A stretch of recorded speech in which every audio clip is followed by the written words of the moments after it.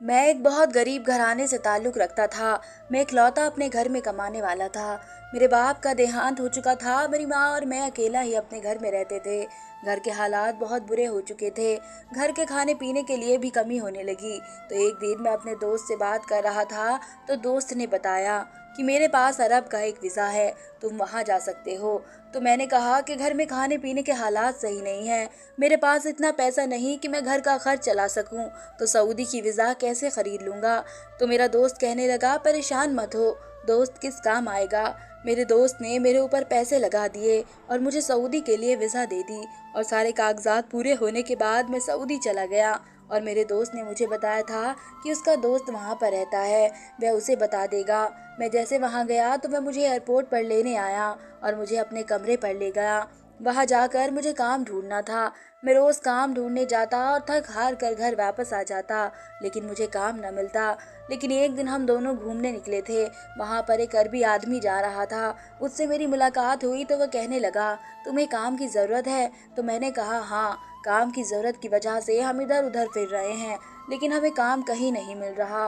तो उसने बहुत ही प्यार से कहा, क्या तुम मेरे घर काम कर सकते हो। मेरी बीवी प्रेग्नेंट है और तुम्हें उसका ध्यान रखना है। मैं ये सोचकर हैरान था। हमारे इलाकों में तो अपनी बीवी के लिए कोई मर्द नौकर रखने की सोच भी नहीं सकता। हाँ, अगर नौकरानी हो तो बात अलग है।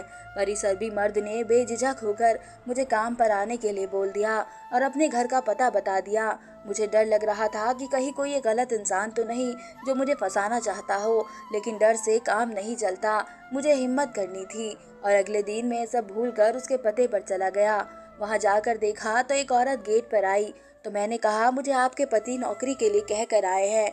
तो उन्होंने कहा, हाँ, आ जाइए। मेरे पति ने मुझे बता दिया था, वे अभी ज़रा बाजार गए हुए हैं। आपको क्या काम करना है मैं आपको समझा देती हूँ। मालकिन ने जो काम मुझे समझाया उसे सुनकर मेरे होश उड़ गए। मेरा नाम अनवर है। मैं सऊदी अरब में एक अरबी मालकिन के यहाँ काम करता था। मेरे मालिक बहुत अच्छे थे, मुझसे ज़्यादा काम न करवाते थे और उनकी बीवी भी बहुत अच्छी थी। वह मुझसे सिर्फ सफाई करवाती थी और कहती थी कि तुम बस सफाई कर दिया करो और जो मैं तुमसे बाहर से मंगाया करूँ मुझे वह ला दिया करो। मैंने हाँ में सर हिला दिया और मालकिन के काम को सुनता रहता। मेरे मालिक बहुत अच्छे थे। मालकिन को घर का कुछ काम नहीं करने देते और काम में मेरा हाथ भी बटाते। अगर मुझे अकेला काम करते हुए देखते तो उन्हें तकलीफ होती थी और वे मेरे साथ काम कराने के लिए लग जाते थे। एक दिन मेरी मालकिन ने कहा कि मुझे बाजार से फिटकरी ला कर दो। मुझे समझ नहीं आया मेरी मालकिन फिटकरी क्यों मंगा रही थी। तो मैंने ज़्यादा नहीं सोचा। मैंने सोचा कुछ काम होगा, इसलिए वे मुझसे फिटकरी मंगवा रही हैं। मैंने चुप होकर मालकिन को फिटकरी लाकर दे दी और अरबी मालिक ने आते ही पूछा कि तुमने फिटकरी मंगवा ली थी, वरना मैं लेकर आ जाता हूँ। तो मालकिन ने कहा कि हाँ, मैंने अनवर से मंगा ली थी। आप जल्दी से फिटकरी का काम निपटा लीजिए। मुझे समझ नहीं आया था मालकिन क्या कह रही थी। ऐसा कौन सा काम होता है फिटकरी से जो मालकिन मालिक से निपटाने के लिए कह रही थी। मेरा दिमाग जोर जोर से सोचने में लग गया।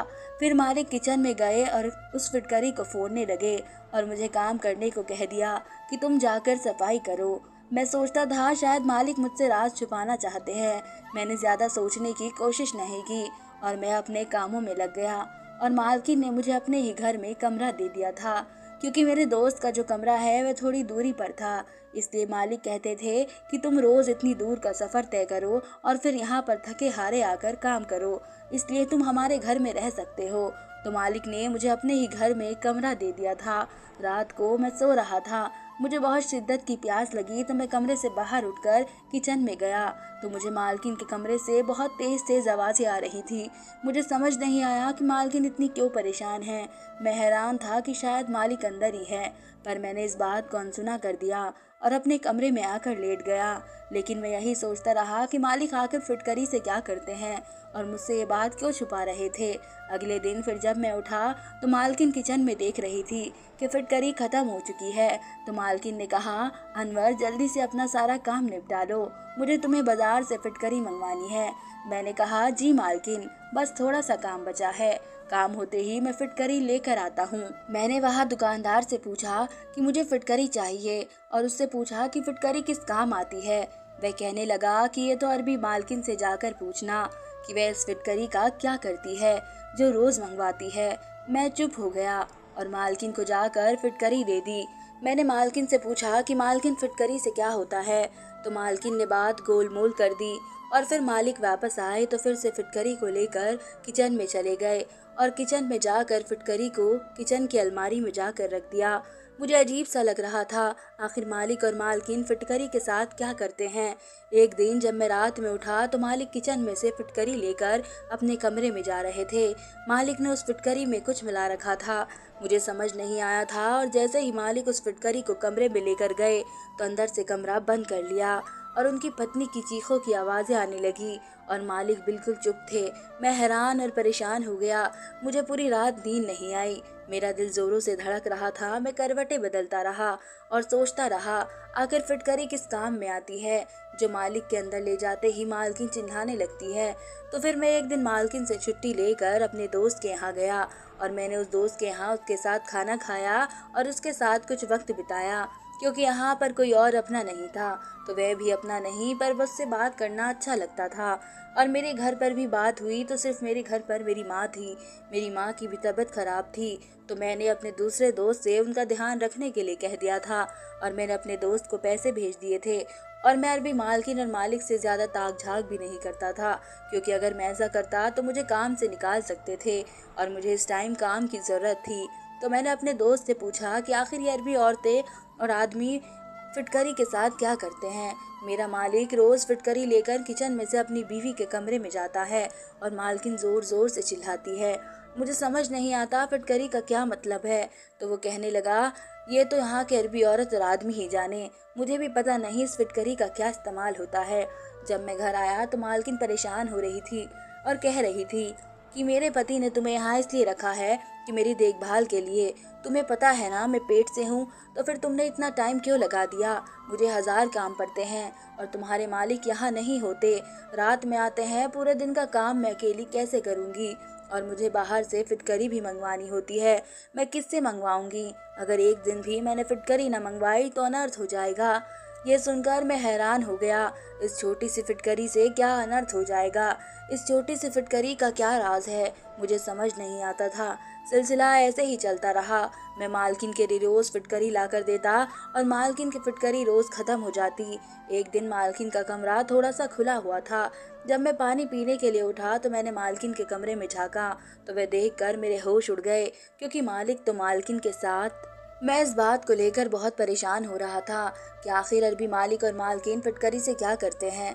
मेरे दिमाग में 1000 सवाल चल रहे थे और दिल की धड़कनें भी मुझसे सवाल करती थी कि आखिर इस फिटकरी से लोग करते क्या हैं। तो एक दिन जब मालिक किचन में फिटकरी को फोड़ रहे थे तो मैंने उनसे पूछा कि मालिक आप इसे क्यों फोड़ते हैं और इसमें ऐसा क्या मिलाते हैं। तो कहने लगे, तुम्हें यह जानकर क्या करना है, ये तुम्हारे मतलब का काम नहीं है और तुम काम करते हो तो काम करो, ज़्यादा छानबीन करने की कोशिश मत करो। तो मैंने मालिक से पूछा, मालिक मैं रोज़ फिटकरी ला कर देता हूँ और पूरी फिटकरी रोज़ ख़त्म हो जाती है, ऐसा क्या काम करती है मालकिन कि जो फिटकरी इतनी जल्दी ख़त्म हो जाती है। मालिक ने मेरी बात का जवाब नहीं दिया और किचन से बाहर मालकिन के कमरे में फिटकरी लेकर चले गए। मुझे अब इस रात से पर्दा हटाना था, चाहे मेरी नौकरी चली जाए। एक दिन रात में मैं सो रहा था, मुझे नींद नहीं आ रही थी। मैं अपनी करवटें बदलने लगा तो मैं जैसे ही प्यास की बेचैनी से उठा तो इस बार मालिक नहीं मालकिन आई थी और उसमें तेल मिला रही थी और उसे अपने कमरे में ले गई। तो जो मंजर मैंने देखा उसे देखकर मेरे होश उड़ गए। मैंने देखा उस फिटकरी को तेल में मिलाकर मालिक मालकिन के पेट की मालिश करते हैं, जो कि पेट से है, और मालकिन को दर्द होता था तो इसलिए ज़ोर ज़ोर से चिल्लाती थी। मुझे समझ नहीं आया था कि मालिक मालकिन की मालिश क्यों करते हैं। जब मैंने ये राज मालकिन से पूछा तो मालकिन हैरान हो गई। मैंने कहा, मालकिन मैंने मालिक को आपके पेट पर फिटकरी से मालिश करते हुए देखा है, लेकिन आप ऐसा क्यों करवाती हैं। मुझे माफ़ करिएगा, आज मैं आपसे सवाल पूछ रहा हूँ, लेकिन मुझे ये राज जानना है। तो मालकिन कहने लगी कि मैं प्रेग्नेंट हूँ और मेरे कुछ ही महीनों में बेटा पैदा होगा। मैंने कहा, मालकिन आप इतने यकीन के साथ कैसे कह सकती हैं। तो कहने लगी कि यकीन है तभी तो कह रही हूँ। उन्होंने मुझे जवाब नहीं दिया और ये कह दिया कि तुम देखते रहो, अगर मेरे बेटा ना हुआ तो मैं तुम्हें राज नहीं बताऊंगी और अगर मेरे बेटा हुआ तो मैं तुम्हें ये राज ज़रूर बता दूंगी। कुछ दिनों बाद मैं ऐसे ही परेशान रहा उस फिटकरी के राज को जानने के लिए। मैं सुबह सफाई करता, शाम को मालकिन को फिटकरी ला कर देता। मालकिन की डिलीवरी का वक्त आ गया था मालकिन को हॉस्पिटल में भर्ती करा दिया गया। जब देखा तो मालकिन के खूबसूरत सा बेटा पैदा हुआ था। जब मालकिन घर आई तो मालकिन ने कहा कि बेटा पैदा हुआ है, ये तो ऊपर वाले के हाथ में है। मालकिन कहने लगी, अब तो मेरे बेटा पैदा हुआ है, अब तो यकीन करो। मैंने कहा, नहीं, ऊपर वाले के हाथ में है कि बेटा होगा या बेटी।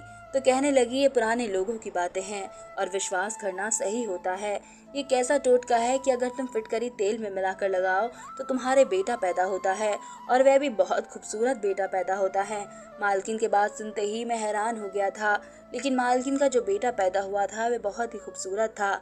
एक बार तो मुझे यकीन भी आ गया कि शायद ऐसा होता होगा, पर यह तो ऊपर वाले की मर्जी है कि बेटा देना है या बेटी देनी है।